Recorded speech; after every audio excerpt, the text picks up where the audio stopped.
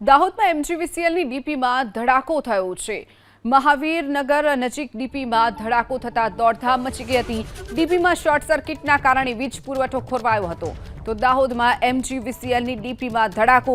મહાવીરનગર નજીક જે ડીપી આવેલી હતી તેમાં એકાએક ધડાકો થયા બાદ આગ લાગવાની ઘટના બની હતી। તો શોર્ટ સર્કિટના કારણે આ ધડાકો થયો હોવાનું માનવામાં આવી રહ્યું છે। જે દ્રશ્યો આપ જોઈ રહ્યા છો, ગઈકાલ મોડી રાતના આ દ્રશ્યો છે દાહોદના, જ્યાં એમજીવીસીએલની એક ડીપી આવેલી હતી જે મહાવીરનગર વિસ્તારમાં આવેલી હતી।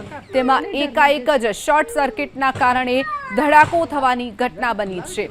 તો સ્થાનિકોમાં પણ ભયનો માહોલ આ ઘટનાને લઈ અને જોવા મળી રહ્યો છે।